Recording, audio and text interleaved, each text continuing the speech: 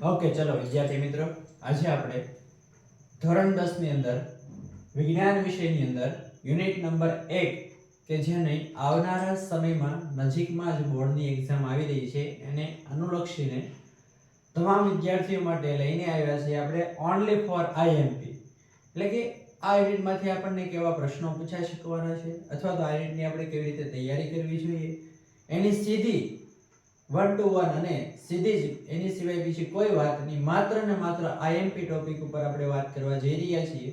તો આપ તમામ વિદ્યાર્થી મિત્રો આ લેક્ચરને અંત સુધી નિહાળો તેવી મારી આપ સર્વે વિદ્યાર્થી મિત્રોને અપીલ છે. અને એટલી તો ગેરંટી સાથે વાત કરું છું કે આજના લેક્ચરમાંથી 5 ગુણ આજના લેક્ચરના તમને રોકડા અથવા તો બેઠે બેઠા મળવાના છે. ચલો વિદ્યાર્થી મિત્રો, તૈયાર થઈ જાઓ. જો તમે બુક લઈને બેઠા હો તો અમુક બાબતો નોટ કરતા જશો જેથી કરીને તમને આગળ માત્ર રિવિઝનમાં એને કામ લાગશે. ચલો વિદ્યાર્થી મિત્રો, લેક્ચરની શરૂઆત કરીએ. તો ધોરણ 10 ની અંદર વિષય વિજ્ઞાન યુનિટ નંબર 1 રાસાયણિક પ્રક્રિયાઓ અને સમીકરણો. યુનિટ 1 નું નામ છે રાસાયણિક પ્રક્રિયાઓ અને સમીકરણો. હવે આપણે અહીંયા જોઈએ તો આપણને બે શબ્દો આપેલા છે, રાસાયણિક પ્રક્રિયાઓ અને રાસાયણિક સમીકરણો. સૌથી પહેલા તો આપણે એ વાત ઉપર જઈએ કે રાસાયણિક પ્રક્રિયા કોને કહેવાય.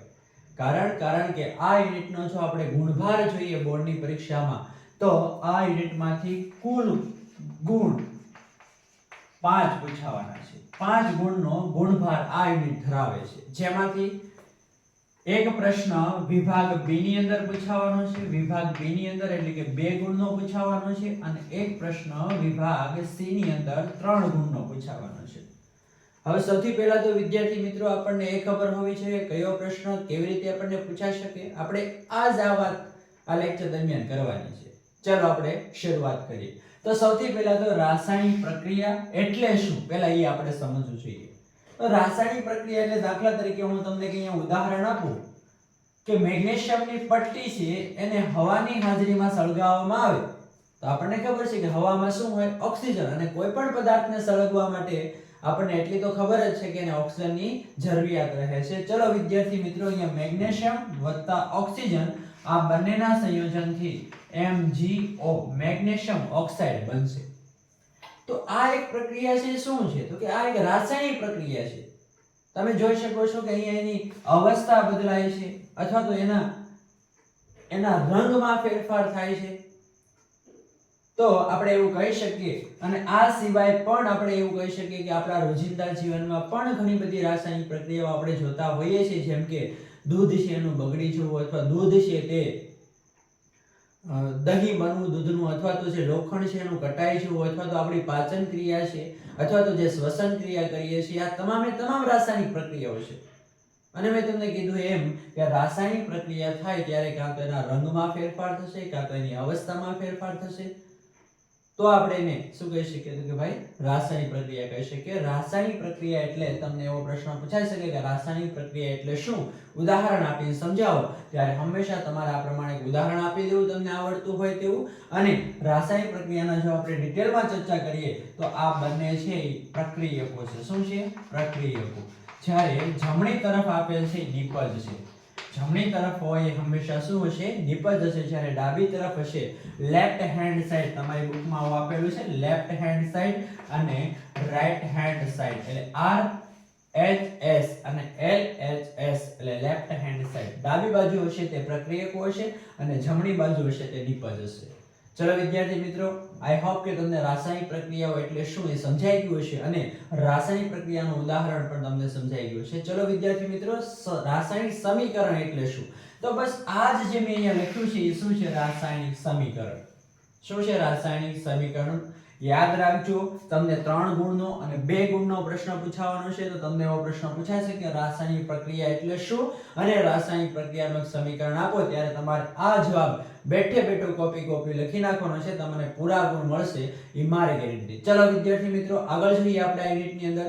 તો રાસાયણિક પ્રક્રિયાઓ છે આમ તો ઘણા બધા પ્રકારની છે રાસાયણિક પ્રક્રિયાઓ, આમ તો ઘણા બધા પ્રકારની છે, પણ આપણે આ ચેપ્ટરની અંદર કેટલી રાસાયણિક પ્રક્રિયાઓ ભણવાની છે તો સૌથી પહેલા આપણે એનું એક વર્ગીકરણ કરી નાખીએ એટલે તમને ખબર પડે કે રાસાયણિક પ્રક્રિયા છે કેટલા પ્રકારની છે. ચલો તો સૌથી પહેલા રાસાયણિક પ્રક્રિયા છે નું વર્ગીકરણ કરીએ તો પહેલી રાસાયણિક પ્રક્રિયા આવશે સંયોગીકરણ પ્રક્રિયા. કેવી આવશે? સંયોગીકરણ પ્રક્રિયા. ત્યારબાદ વાત કરીએ તો બીજા નંબરે પ્રક્રિયા આવશે વિઘટન પ્રક્રિયા. વિઘટન પ્રક્રિયા. ત્યારબાદ ત્રીજા નંબરે એક પ્રક્રિયા આવશે જેનું નામ છે વિસ્થાપન પ્રક્રિયા. ત્યારબાદ ચોથા નંબરે એક પ્રક્રિયા આવશે જેનું નામ છે દ્વિવિસ્થાપન પ્રક્રિયા. દ્વિવિસ્થાપન પ્રક્રિયા. અને આ યુનિટની અંદર સૌથી મોસ્ટ આઈએમપી એવી જો કોઈ પ્રક્રિયા હોય તો તે છે રેડોક્સ પ્રક્રિયા. કઈ પ્રક્રિયા? રેડોક્સ પ્રક્રિયા. વિદ્યાર્થી મિત્રો આપણે માત્ર ને માત્ર આ મહત્વની એવી પ્રક્રિયાઓ વિશે વાત કરવાની છે કે રાસાયણિક પ્રક્રિયાઓ છે કેવી રીતે થાય છે. આની સિવાય પણ બીજી નાની મોટી પ્રક્રિયાઓ છે જેમ કે ઉષ્માક્ષેપક પ્રક્રિયા હોય, ઉષ્મા શોષક પ્રક્રિયા હોય, આ બધી નાની મોટી પ્રક્રિયાઓ હોય છે, પણ જ્યારે જ્યારે વચ્ચે આવશે ત્યારે હું તમને સમજાવતો જઈશ. પણ આપણે મોટી જે પ્રક્રિયાઓ છે એના નામ લખ્યા છે. ચાલો એમાં સૌથી પહેલા સંયોગીકરણ પ્રક્રિયા વિશે આપણે ચર્ચા કરીએ કે સંયોગીકરણ પ્રક્રિયા કોને કહેવાય. તમને આનું નામ વાંચીને તમને કંઈક સમજાવવું જોઈએ કે સંયોગ એટલે શું. જો સંયોગનો મતલબ તમે પહેલી નજરમાં તો એવો કંઈક સમજી શકો કે ભાઈ સંયોગ એટલે તો સાહેબ તો ભેગા થવું એવું કંઈક થાય.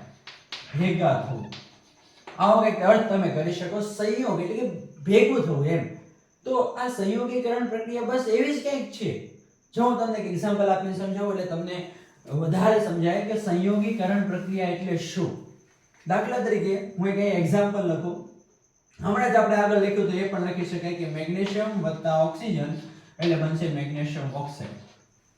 ત્યારબાદ તમે બીજું પણ લખી શકો કે કેલ્શિયમ ઓક્સાઇડ વત્તા H2 એટલે બનશે કેલ્શિયમ હાઇડ્રોક્સાઇડ. આ છે કેલ્શિયમ ઓક્સાઇડ, આ છે કેલ્શિયમ હાઇડ્રોક્સાઇડ. આને આપણે સામાન્ય ભાષામાં કહીએ છીએ કળી ચૂનો અને આને આપણે કહીએ છીએ તો કે ભાઈ ફોડેલો ચૂનો. આને કહેશું કળી ચૂનો અને તેને કહેશું ફોડેલો ચૂનો. એના સામાન્ય નામ છે. ચલો વિદ્યાર્થી મિત્રો તમને આમાં શું સમજાય છે તો તમે અહીંયા જુઓ આ બે પ્રક્રિયકો ભેગા થયા, અહીંયા પણ આ બે પ્રક્રિયકો ભેગા થયા અને કોઈ એક નિપજનું નિર્માણ કર્યું. તો આવી રાસાયણિક પ્રક્રિયાને આપણે કહેશું સંયોગીકરણ પ્રક્રિયા. ફરી વખત એની વ્યાખ્યા બોલું છું, વ્યાખ્યા યાદ રાખી લેજો કે જ્યારે કોઈ બે પ્રક્રિયકો ભેગા થઈને કોઈ એક સરળ નિપજનું નિર્માણ કરે તો આવી પ્રક્રિયાને સંયોગીકરણ પ્રક્રિયા કહેવાય. મોટા ભાગની પ્રક્રિયાઓ છે આપણે આવી જોતા હોઈએ કે બે તત્વો ભેગા થાય અથવા તો બે સંયોજનો ભેગા થાય અને કોઈ એક સરળ નિપજનું નિર્માણ કરે તેને આપણે શું કહીશું? સંયોગીકરણ પ્રક્રિયા. તમને આવો પ્રશ્ન પૂછાશે કે સંયોગીકરણ પ્રક્રિયા એટલે શું, ઉદાહરણ આપીને સમજાવો. આવો બે ગુણની અંદર પ્રશ્ન તમને પૂછાય છે. તો વિદ્યાર્થી મિત્રો બેઠા માર્ક છે, એકદમ રોકડા માર્ક છે. પહેલું યુનિટ સાવ સરળ છે ને આપણે એના પૂરેપૂરા માર્ક કવર કરવાના છે જેથી કરીને આપણે વિજ્ઞાનમાં સારામાં સારો સ્કોર કરી શકીએ. ચલો વિદ્યાર્થી મિત્રો આગળ વાત કરીએ. સંયોગીકરણ પ્રક્રિયા છે તમને સમજાઈ ચૂકી હશે. આગળ વાત કરીએ બીજી પ્રક્રિયા વિઘટન પ્રક્રિયા. જો એનાથી એકદમ ઉલટું છે વિઘટન. અહીંયા સંયોજન, સંયોગીકરણ. તમે જો આ વિઘટન પ્રક્રિયા છે એનું નામ વાંચીને તમને એવું કંઈક લાગતું છે કે સાહેબ આપણે સંયોગીકરણમાં બેને જોડ્યા હતા અને વિઘટન પ્રક્રિયામાં એને તોડવાનું છે. Very good. આપણે શું કરવાનું છે? તેને તોડવાનું છે. જેમ કે કેલ્શિયમ કાર્બોનેટ હોય એને તમે ગરમી આપો તો શું બનશે? તો કે ભાઈ કેલ્શિયમ ઓક્સાઇડ અને H2 વાયુ છૂટો પડશે. તો આપણે સમજી શકીએ કે અહીંયા કોઈ એક નિપજ હતી, એક પ્રક્રિયક હતો, એનું સરળ અલગ નિપજમાં રૂપાંતર થયું. આ પ્રક્રિયાને આપણે કહીશું વિઘટન પ્રક્રિયા. તમે જોઈ શકો છો અહીંયા બે અલગ નિપજનું નિર્માણ પામે છે, બે અલગ નિપજો બને છે. તો વિદ્યાર્થી મિત્રો હર હંમેશા યાદ રાખજો કે સંયોગીકરણ પ્રક્રિયાનું એકદમ વિરુદ્ધ આ વિઘટન પ્રક્રિયા છે. અને વિઘટન પ્રક્રિયા છે જેમાં તમે આ બેને ભેગા કરો એટલે આ શું બનશે? તો કે સરળ નિપજ એટલે એકબીજાની વિરુદ્ધાર્થી થાય. તો આ તો યાદ રાખવું સાવ સરળ બની ગયું. તમને આવો પ્રશ્ન પૂછાય કે વિઘટન પ્રક્રિયા એટલે શું, વિઘટન પ્રક્રિયાનું એક ઉદાહરણ આપીને સમજાવો. ત્યારે તમે R લખી શકો. ચલો ઓકે વિદ્યાર્થી મિત્રો, તો તમને આ પ્રક્રિયા પણ આઈ હોપ કે સમજાઈ ચૂકી હશે. આપણે વિડિયોઝમાં અથવા તો લેક્ચરમાં બીજી કોઈ વાતો કરતા નથી, માત્ર ને માત્ર આપણે પરીક્ષા લક્ષી, કારણ કે ઓન્લી ફોર આપણે આઈએમપી જોવાનું છે. કારણ કે એવા વિદ્યાર્થીઓ છે કે જે વિદ્યાર્થીઓને પૂરેપૂરા માર્ક કવર્સ કરવા છે ને અત્યારે એની પાસે એવો સમય નથી ફાલતુનો બકવાસ સાંભળવાનો. તમે ઘણી બધી ચેનલો ઉપર જોતા હશો કે ભાઈ ભણાવવા કરતા તો એને વધારે બીજી અગત્યની બીજી કોઈ વાતો થતી હોય છે. એટલે તમે સમજી શકો છો, માત્ર આપણે ઓન્લી ફોર આઈએમપી વિશે ચર્ચા કરી રહ્યા છીએ. તો આપણે બે પ્રક્રિયાઓ ભણી ચૂક્યા છીએ અને ત્રીજી પ્રક્રિયા કે જેનું નામ છે વિસ્થાપન પ્રક્રિયા. ચલો વિદ્યાર્થી મિત્રો, વિસ્થાપન પ્રક્રિયા એટલે શું હું તમને એક એક્ઝામ્પલ આપીને સમજાવું. તમે આગળ કંઈક આવું ભણ્યા હશો અથવા તો આવું તમે કંઈક જોયું હશે, સક્રિયતા. સક્રિયતા એવો શબ્દ તમે કંઈક સાંભળ્યો હશે. તો બધા તત્વો છે એની સક્રિયતા સરખી નથી. શા માટે? કારણ કે એની જે બાહ્યતમ કક્ષા છે એમાં જે ઇલેક્ટ્રોનની સંખ્યા રહેલી હોય છે એ સંખ્યા સમાન પ્રમાણમાં નથી હોતી. તમે આગળ એક શ્રેણી ભણી ગયા છે, પોસોકેમેઝિયા લે મસી હા કો, આવી તમે એક શ્રેણી તમે જોઈ હશે. અને આ શ્રેણીમાં તમે જોયું હશે કે પોટેશિયમ છે સૌથી વધારે સક્રિય છે, સૌથી વધારે સક્રિય છે. તો આપણે બસ આ વિસ્થાપન પ્રક્રિયામાં એનો જ કંઈક બેઝ લઈને આ પ્રક્રિયાને સમજવાની છે. ચલો જોઈએ, આપણે તમને એક્ઝામ્પલ આપું, ઉદાહરણ આપું, વિસ્થાપન પ્રક્રિયાનું ઉદાહરણ આપું એટલે તમને સમજાય કે દાખલા તરીકે FeSO4 વત્તા Cu, FeSO4 વત્તા Cu. તો તમે સમજી શકો છો, સોરી ઉલટું થઈ ગયું, Fe છે એ ઓછો સક્રિય છે અને Cu છે એ વધારે બેઝિક છે, એટલે કે Cu Fe કરતા ઓછો સક્રિય છે, એટલે CuSO4 વત્તા Fe. આમાં Fe એટલે કે આયર્ન, આયર્ન એટલે લોખંડ, અને CuSO4 એટલે કે કોપર સલ્ફેટ. આનું નામ થશે કોપર સલ્ફેટ. આનું નામ થશે કોપર સલ્ફેટ અને આ તત્વનું નામ છે આયર્ન. આયર્ન એટલે લોખંડ. આયર્ન એટલે લોખંડ. ચલો વિદ્યાર્થી મિત્રો, હવે આ બંનેનું મિશ્રણ કરવામાં આવે છે, તો આ બંનેને જોડવામાં આવે તો રાસાયણિક રીતે આ બેને ભેગા કરવામાં આવે તો સ્નિપજમાં શું બનશે? તો હવે તમે જો અહીંયા CuSO4 છે, CuSO4. હવે અહીંથી આ તૂટશે, અહીંથી આ બંધ તૂટશે, એટલે કે અહીંયા બનશે Cu+2 અને અહીંયા બનશે SO4 -2. આવી રીતે આનું વિભાજન થશે. કોણ વિભાજન કરે છે? આ Fe. કોણ કરે છે? Fe. શા માટે? કારણ કે અહીંયા Cu છે, કોપર છે, એની કરતા Fe છે એ વધારે સક્રિય છે, જેના કારણે Fe છે એ Cu નું સ્થાન લઈ લેશે. સમજદાર વિદ્યાર્થીઓને સમજાઈ ગયું છે કે વિસ્થાપન એટલે કે સ્થાન બદલવું. શું થશે? સ્થાન બદલવું, ખસેડવું, અથવા તો એક જગ્યાએથી બીજી જગ્યાએ જવું. જો વિદ્યાર્થી મિત્રો અહીંયા CuSO4 છે એમાં આ જે Cu છે અહીંથી દૂર થશે ને અહીંથી એમ છૂટું અલગ અહીંયા પડશે Cu. ચલો ઓકે, તો વધ્યું કોણ? અહીંયા તમે સમજી શકો છો, નિપજની અંદર વધ્યું કોણ? તો કે અહીંયા Fe વધ્યો ને અહીંયા SO4 વધ્યો. Very good. આપણો શું નિપજ બનશે? FeSO4 વત્તા Cu. તમે જોઈ શકો છો અહીંયા Cu છે SO4 સાથે જોડાયેલું છે અને અહીંયા SO4 સાથે Fe જોડાયેલું છે, Cu અલગ પડ્યું છે. ઓકે વિદ્યાર્થી મિત્રો, આ પ્રક્રિયાને કહેવાય વિસ્થાપન પ્રક્રિયા. વિસ્થાપન, બીજી જગ્યાએ જવું અથવા બીજી જગ્યાએ ખસેડાવું, તો આને આપણે શું કહીશું? વિસ્થાપન. ઓકે વિદ્યાર્થી મિત્રો, આપણે સંયોગીકરણ સમજી ચૂક્યા છીએ, વિઘટન સમજી ચૂક્યા છીએ અને વિસ્થાપન સમજી ચૂક્યા છીએ. હવે આપણે દ્વિવિસ્થાપન. ઓકે, ઘણા બધા વિદ્યાર્થીના મનની અંદર લાઈટ થઈ ચૂકી હશે કે ભાઈ આ વિસ્થાપન સમજી ગયા તો દ્વિવિસ્થાપન તો આપણને આવડે જ નહીં. ચલો જોઈએ એક ઉદાહરણ, અને હું તમારી પાસે અપેક્ષા રાખીશ કે આ પ્રક્રિયામાં શું થશે. આ પ્રક્રિયામાં શું થશે? ચલો વિદ્યાર્થી મિત્રો, દાખલા તરીકે હું એક એક્ઝામ્પલ લઉં, BaCl2 વત્તા Na2SO4. Na2SO4. આ રાસાયણિક પ્રક્રિયામાં તમને શું સમજાય છે? આ રાસાયણિક પ્રક્રિયામાં તમને શું સમજાય છે? અહીંયા બેરિયમ ક્લોરાઇડ છે ને અહીંયા સોડિયમ સલ્ફેટ છે. આનું નામ છે બેરિયમ ક્લોરાઇડ. Barium chloride. અને આનું નામ છે સોડિયમ સલ્ફેટ. ચલો કે આ બંનેને ભેગા કરવામાં આવે તો શું થાય? તમે અહીંયા સમજો, અહીંયા Ba+ અને અહીંયા આવશે Cl-2 અને Ba+2. આવી રીતે આ બંને વિભાજન પામશે, અલગ અલગ થશે. અને અહીંયા Na+2 અને અહીંયા SO4 -2.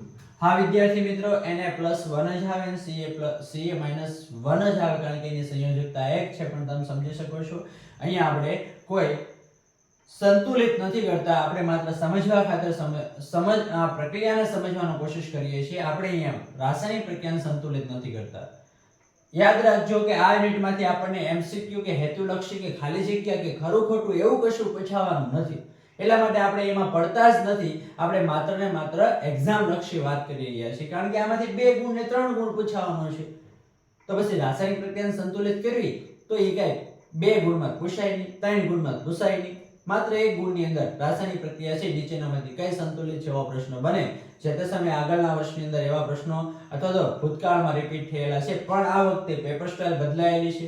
તો એને અનુસંધાને એને ધ્યાનમાં રાખીને આપણે આ પ્રમાણે સ્માર્ટ વર્ક કરશું. તો તમે સમજી શકો છો કે અહીંયા આ બેના અલગ અલગ વિભાજન કર્યા તો આપણે હવે આ બંનેને એના સ્થાન બદલાઈ દેવાના છે. દાખલા તરીકે B છે એને SO4 સાથે જોડી દેશું અને આ Cl છે ને એને સાથે જોડી દેશું. મતલબ કે આપણે નથી જોડવાના, પણ રાસાયણિક પ્રક્રિયા થશે ત્યારે આવું કંઈક નિપજમાં મળશે આપણને. ચલો વિદ્યાર્થી મિત્રો, Ba છે ને આપણે SO4 સાથે જોડી દઈએ તો આવું કંઈક નિપજ બનશે. BaSO4 અને Cl છે એના સાથે જોડાશે તો આપણે લખી શકીએ NaCl. લખી શકીએ કે ના લખી શકીએ? હા લખી શકીએ. તો તમે અહીંયા સમજો કે અહીંયા BaCl2 હતું, અહીંયા Na2SO4 હતું અને બંનેએ જે ધન આયનો છે તો ઋણ આયનો છે એને પોતપોતાની જગ્યા બદલાવી નાખી. તો આ પ્રમાણે દ્વિવિસ્થાપન, બે વસ્તુ એક જગ્યાએથી બીજી જગ્યાએ ખસેડવાની. એક નહીં, એક તત્વ નથી ખસેડવાનું. જો એક તત્વ ખસેડાય તો એને આપણે આગળ સમજાય વિસ્થાપન કહેવાય, પણ અહીંયા તો દ્વિવિસ્થાપન છે. એટલા માટે બંને જે પ્રક્રિયકો છે બંને એકબીજાના સ્થાનો બદલાવશે અને બંને છે અલગ અલગ નિપજોમાં જોડાશે. ચલો વિદ્યાર્થી મિત્રો, આગળ વાત કરીએ. આઈ હોપ કે તમને દ્વિવિસ્થાપન પણ સમજાઈ ગયું હશે અને તમને એવો પ્રશ્ન પૂછાય છે કે દ્વિવિસ્થાપન પ્રક્રિયા એટલે શું, સમજાવો. તો આપણને તે સમય આવડતું હોવું જોઈએ અને આપણા રોકડા માર્ક કવર થવા જોઈએ. ચલો વિદ્યાર્થી મિત્રો, હવે સૌથી મહત્વની અને સૌથી IMP એવી રેડોક્સ પ્રક્રિયા વિશે ચર્ચા કરવા જઈ રહ્યા છીએ. બધાનું ધ્યાન અહીંયા કમ્પ્લીટ ફોકસ કરજો કે રેડોક્સ પ્રક્રિયા કોને કહેવાય. વોટ ઇઝ રેડોક્સ પ્રક્રિયા, કોને કહેવાય? તો રેડોક્સ પ્રક્રિયા છે એ તો પહેલા બે પ્રક્રિયાનું મિશ્રણ છે. સમજો, જ્યારે કોઈ બે પ્રક્રિયા ભેગી મળીને થતી હોય તો એને રેડોક્સ પ્રક્રિયા કહેવાય.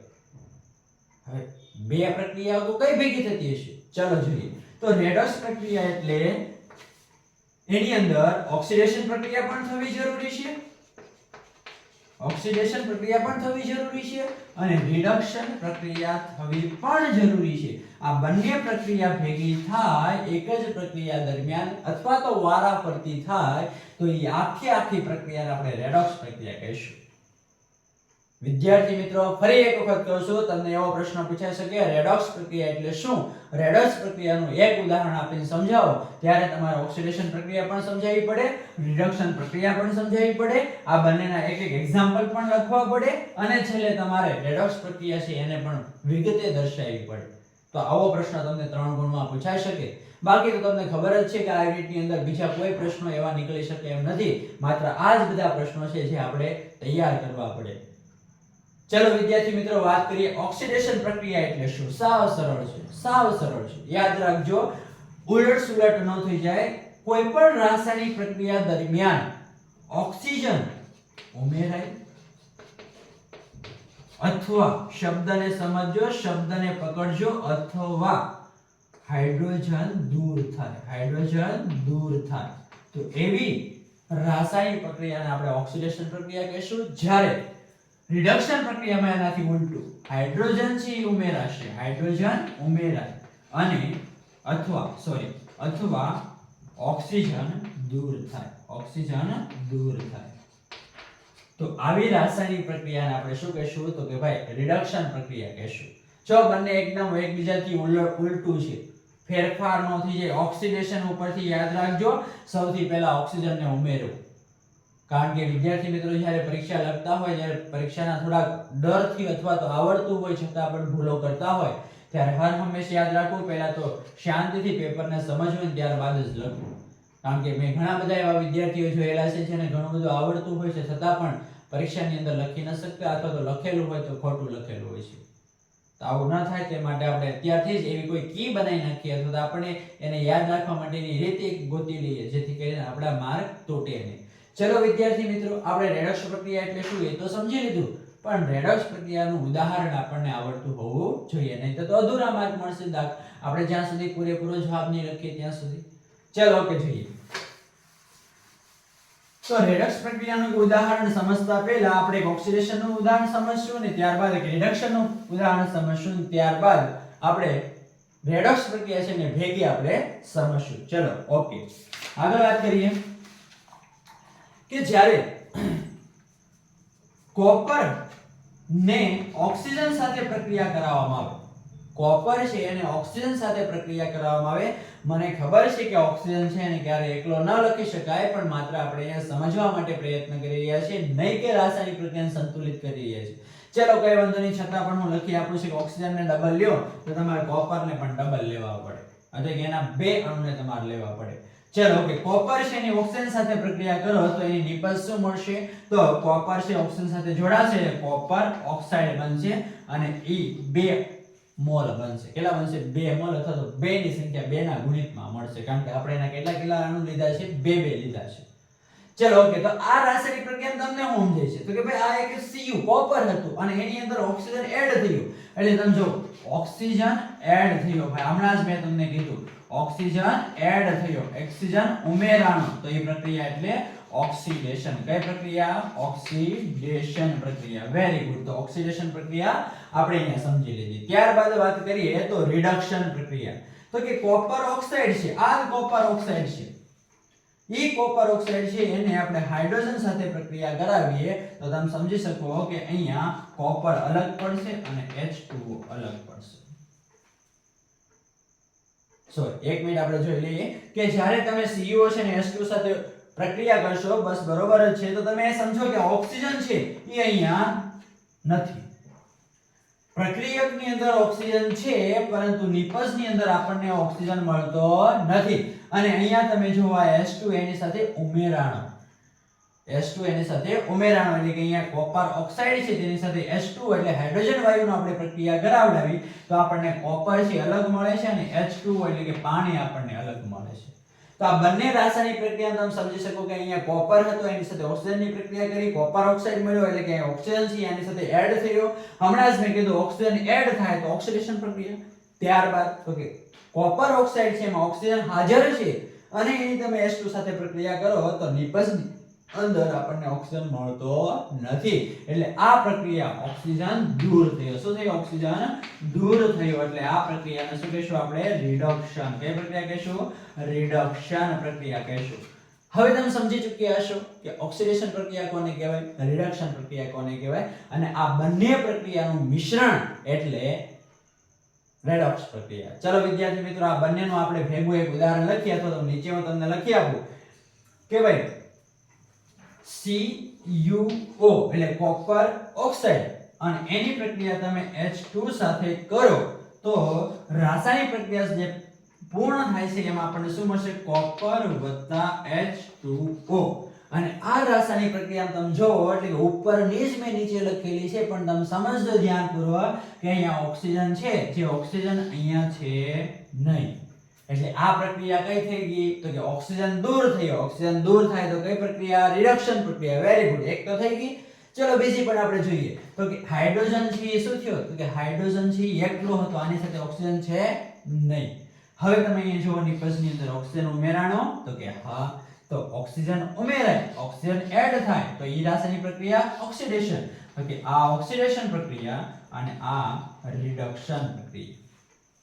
વિદ્યાર્થી મિત્રો, અહીંયા તમે સમજી શકો છો એક જ રાસાયણિક પ્રક્રિયાની અંદર રિડક્શન પ્રક્રિયા પણ જોવા મળે છે, ઓક્સિડેશન પ્રક્રિયા પણ જોવા મળે છે, જેથી આપણે કહી શકીએ કે આ રાસાયણિક પ્રક્રિયા એટલે કેવી પ્રક્રિયા કહેવાશે? તો કે ભાઈ રેડોક્સ પ્રક્રિયા કહેવાશે. કેવી કહેવાશે?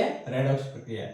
ચલો તમને આવો પ્રશ્ન ક્યાંય પૂછાય તો તમને હવે 3 ગુણ કવર કરતા કોઈ ના રોકી શકે, એક ઓક્સિડેશનનો, એક રિડક્શનનો, અને તમે જે રેડોક્સ પ્રક્રિયાનું ઉદાહરણ લખીને સમજાવો તેના કુલ મળીને 3 ગુણ તમને બેઠે બેઠા અને રોકડા તમને મળી શકે.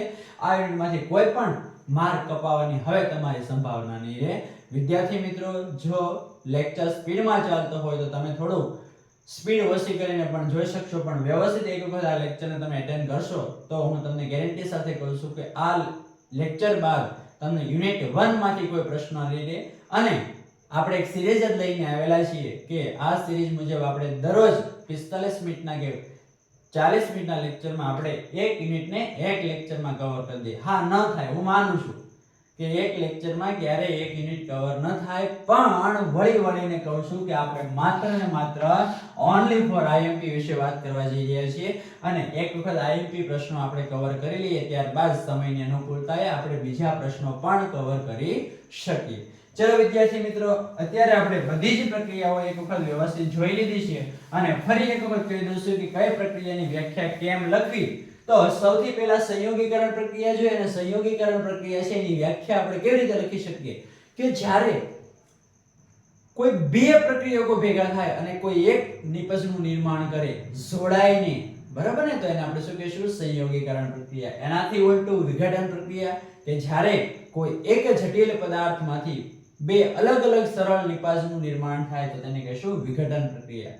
વિસ્થાપન પ્રક્રિયા ઉદાહરણ દ્વારા સમજાવવી પડે, અને ઉદાહરણ સમજાવ્યા બાદ આપણે લખી શકીએ કે ઉપરની પ્રક્રિયામાં તો કે ભાઈ આ પદાર્થની અથવા આ તત્વની સક્રિયતા વધુ હોવાથી તે આ SO4 સાથે જોડાય કે પછી Cl સાથે જોડાય છે. એવી રીતે આપણે એની વ્યાખ્યા બનાવવી પડે. કોઈની સ્પેસિફિક વ્યાખ્યા આપણે લખી ન શકીએ, માત્ર વિસ્થાપન શબ્દનો અર્થ આપણે સમજાવી શકીએ કે વિસ્થાપન એટલે એક તત્વ છે બીજા તત્વ સાથે જોડાય, અથવા તો જે પણ ધન તત્વ છે એ ઋણ બીજા તત્વ સાથે જોડાય સક્રિયતાના આધારે, તો આવી પ્રક્રિયાને વિસ્થાપન કહેવાય. અને એના જેવી જ દ્વિવિસ્થાપન પ્રક્રિયા કે જ્યારે બે પ્રક્રિયકોના બંને ઉલટસુલટ તો કે ધન આયનો અને ઋણ આયનો એકબીજાની જગ્યા ચેન્જ કરે અથવા બદલે તો એવી પ્રક્રિયાને દ્વિવિસ્થાપન કહેવાય. એ પણ તમારું ઉદાહરણ લખીને સમજાવવી પડે. અને ત્યારબાદ રેડોક્સ પ્રક્રિયા. એ રેડોક્સ પ્રક્રિયા મેં તમને વ્યવસ્થિત અને ક્લિયરલી સમજાવી દીધી કે એક ઓક્સિડેશન પ્રક્રિયા થતી હોય અને એની સાથે રિડક્શન પ્રક્રિયા થતી હોય.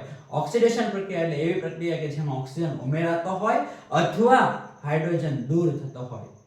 જ્યારે રિડક્શન પ્રક્રિયા એટલે હાઇડ્રોજન ઉમેરાતો હોય અને ઓક્સિજન દૂર થતો હોય. તો આવી રાસાયણિક પ્રક્રિયાને આપણે કહીશું રેડોક્સ પ્રક્રિયા. અને એનું ઉદાહરણ મેં તમને સમજાવી દીધું. હજી જો તમને ક્લિયર ન થયું હોય તો હજી મારી ઈચ્છા છે કે એક વખત તમને સમજાવી દઉં કે કોપર ઓક્સાઇડ વત્તા હાઇડ્રોજન એ બંને વચ્ચે પ્રક્રિયા કરવામાં આવે તો અહીંથી આ બંધ તૂટશે, જેના કારણે આ Cu છે એકલો છૂટવો પડશે, Cu, અને આ ઓક્સિજન છે અહીંયા જોડાઈ જશે એટલે કે H2O.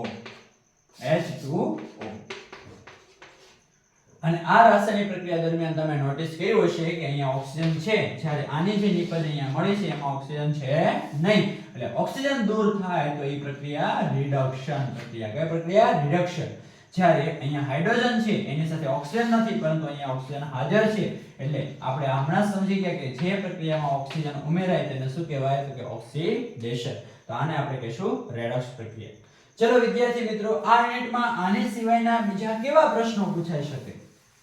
તમારા મનમાં એમ પ્રશ્ન થતો હશે સાહેબ તમે રાસાયણિક પ્રક્રિયા તો સમજાવી દીધી, આ જે યુનિટ છે એનું કુલ ટોટલ વેઇટેજ 5 ગુણનું છે, એક 2 ગુણનો અને એક 3 ગુણનો. હા વિદ્યાર્થી મિત્રો, હજી પણ બે ટૂંક નોંધ એવી છે કે જે 2 ગુણ કે 3 ગુણમાં પૂછાઈ શકે, અને 2 કે 3 ગુણમાં પૂછાઈ શકે એવી ટૂંક નોંધ કઈ છે તો હું અહીંયા બોર્ડ ઉપર લખું છું. એક તો છે ક્ષારણ. કઈ છે? ક્ષારણ. અને બીજી છે ખોરાપણું. આ બે ટૂંક નોંધ એવી છે કે જે તમને 2 ગુણ કે 3 ગુણની અંદર જો ભાઈ ક્ષારણ છે તો 3 ગુણમાં પૂછાઈ શકે, ખોરાપણું છે તો 2 ગુણમાં પૂછાઈ શકે. આવી પણ ટૂંક નોંધ છે. હકીકતમાં આ બે માંથી એક ટૂંક નોંધ હશે અને હશે. ચલો વિદ્યાર્થી મિત્રો, હશે તો આપણે કેમ એને નોંધ બાકી કરી જ લઈએ. તો કે ભાઈ ક્ષારણ એટલે શું? સાવ સહેલું છે. ક્ષારણ કોને કહેવાય? તમે જોયેલું પણ છે ઘણી બધી જગ્યાએ. જ્યારે તમે વર્ગખંડમાં બેઠા હો તો આજુબાજુની જે પણ લોખંડની બારીઓ હોય તો એમાં તમે નોટિસ કરજો કે એની ઉપર પાતળી પરત અથવા તો જે પોપડી જામી ગયેલી હોય છે એ શેની હોય છે? તો કે ભાઈ ક્ષારણને કારણે એવું બન્યું હોય છે.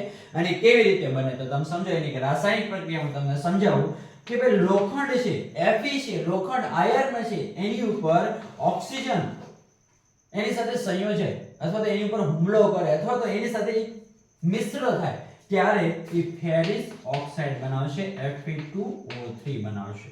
શું બનાવશે? Fe2O3 બનાવશે. તો તમે સમજો આ જે બન્યું ને શું છે? તો કાટ. શું છે? કાટ. ક્ષારણનું બીજી ભાષામાં આપણે કેવું શું કહે? કાટ કહી શકીએ. તમે સાયકલ ચલાવતા હશો, તમારા ઘરે કોઈ વાહનો હશે, અથવા તમે કોઈ જગ્યાએ લોખંડની કોઈ પણ ચીજ વસ્તુ જોતા હશો, તો એમાં તમે ક્ષારણ અવશ્ય જોયું હશે. અને આ ક્ષારણ છે તો આખા વિશ્વની ખૂબ મોટી એક સમસ્યા બની ચૂકી છે, જેના કારણે દિવસે ને દિવસે લાખો હજારો કરોડો રૂપિયાનું આજે લોખંડ છે બરબાદ થઈ રહ્યું છે. ચલો વિદ્યાર્થી મિત્રો, આ ક્ષારણ છે એ શું એ તમને સમજાઈ ગયું છે, અને એની વાસ્તવિક પરિસ્થિતિ શું એ પણ તમને સમજાઈ ગયું છે. તો શું આનાથી બચવા માટેનો કોઈ રસ્તો નહીં? ક્ષારણ એવડું મોટું કે શું છે, તો એનાથી બચવા માટેનો કોઈ રસ્તો નથી? હા છે, અવશ્ય છે. શું રસ્તો છે? તો કે ક્ષારણથી બચવા માટે એક તો આપણે રંગ લગાવી શકીએ. શું લગાવી શકીએ? રંગ.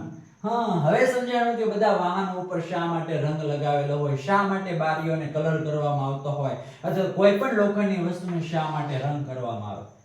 તો એ વિદ્યાર્થી મિત્રો, ક્ષારણને રોકવા માટે, એ લોખંડને વધારે ટકાઉ બનાવવા માટે, મજબૂત રાખવા માટે, અથવા તો એનું આયુષ્ય લાંબુ કરવા માટે એની ઉપર રંગ કરવામાં આવતો હોય છે, જેના કારણે તો કે એ ઓક્સિજન, વાતાવરણના ભેજ કે કોઈ પણ એસિડ જેવા હુમલાથી એ બચી શકે છે, જેના કારણે એની આયુષ્ય છે એમાં વધારો થાય છે. ત્યારબાદ વાત કરીએ તો કે એક પ્રક્રિયા છે ગેલ્વેનાઇઝ.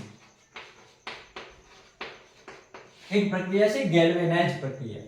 આ પ્રક્રિયા શું છે? તો કે દાખલા તરીકે આ એક લોખંડનો એક મોટો રોડ છે, અને આ લોખંડના રોડ ઉપર તો કે ભાઈ ઝીંક એટલે ઝેડેન નું પાતળું અસ્તર લગાવી દેવામાં આવે. એકદમ બારીક એવું પાતળું અસ્તર લગાવી દેવામાં આવે, જેથી કરીને તો કે વાતાવરણમાં રહેલો જે પણ ભેજ અથવા તો જે પણ પાણી છે અથવા તો જે પણ ઓક્સિજન છે એ લોખંડના સંપર્કમાં ન આવે. અને જો લોખંડના સંપર્કમાં ન આવે તો વાત સીધી છે કે આ પ્રક્રિયા ન થઈ શકે, અને પ્રક્રિયા ન થાય તો તેનું ક્ષારણ થતા રોકી શકાય. એટલે આ ઝેડેન ધાતુ છે એનું એકદમ પાતળું અને બારીક સ્તર છે એ જે તે લોખંડની વસ્તુ ઉપર, ને આવું તમે જોયું હશે તો કે સૌથી વધારે ગેલ્વેનાઇઝ છે ક્યાં કરવામાં આવતું? કે પતરા ઉપર વધારે કરવામાં આવતું હોય, કારણ કે પતરાઓ છે એ વારંવાર તો કે વરસાદના સંપર્કમાં આવતા હોય, ભેજના સંપર્કમાં આવતા હોય, એટલે આપણા જે ઘરો હોય એની ઉપર જે પતરાઓ નાખેલા હોય છે, જે લોખંડના હોય છે, તેની ઉપર ગેલ્વેનાઇઝ કરવામાં આવે છે, ઝીંકનું બારીક અસ્તર લગાવવામાં આવે છે, જેના કારણે કે ઓક્સિજન અથવા ભેજથી તે બચી શકે, અથવા તો તેને ક્ષારણ થતું રોકી શકાય. આ સિવાય પણ જે પણ ઘરડા લોકો છે પોતાની સાયકલને તો કે ભાઈ તેલ લગાવીને, અથવા તો જે તેલ છે એનું પાતળું સ્તર લગાવી દે, જેના કારણે તે લોખંડ છે સીધે સીધું વાતાવરણના સંપર્કમાં ન આવે અને તેને ક્ષારણ થતા રોકી શકાય. ઓકે, તો આ છે ક્ષારણ. 3 ગુણમાં પૂછાઈ શકે એવી છે. મુદ્દા વાઇઝ લખવી, શબ્દોને હાઇલાઇટ કરવા, યોગ્ય રીતે પેરેગ્રાફ યોગ્ય રીતે મુદ્દા સ્વરૂપે લખવા, તો જેના કારણે તમને ક્ષારણના પૂરેપૂરા ગુણ મળવાની પૂરેપૂરી 100% ગેરંટી છે. ચલો આગળ વાત કરીએ. ખોરાપણું. ઓકે, આ ખોરાપણું એટલે વળી શું? સાંભળો, તો તમે ક્યારે ખોરી વસ્તુ ખાધી છે? હા, અવશ્ય ખાધી છે. ક્યારેક તમે મગફળી ખાતા હશો, અથવા તો તમે ક્યારેક કોઈ તેલી ચીજ વસ્તુ ખાતા હશો, તો તમારા મોઢામાં ક્યારેક એવી પણ સિંગના દાણા આવી જતા હશે કે જે તમારે બહાર કાઢવા પડતા હશે. ઓકે, સાચી વાત છે કે આવું બને છે. શા માટે આવું બને છે? કારણ કે એનો જે સ્વાદ છે એકદમ ભયંકર, આપણને ન ગમે તેવો, અથવા તો આપણને ગળેથી નીચે ઉતારવાનું મન ન થાય તેવા હોય છે, અથવા તેવા સ્વભાવના બની ગયા હોય છે. શા માટે એવું બને છે? તો બસ એના માટે આ ઓક્સિજન જ જવાબદાર છે.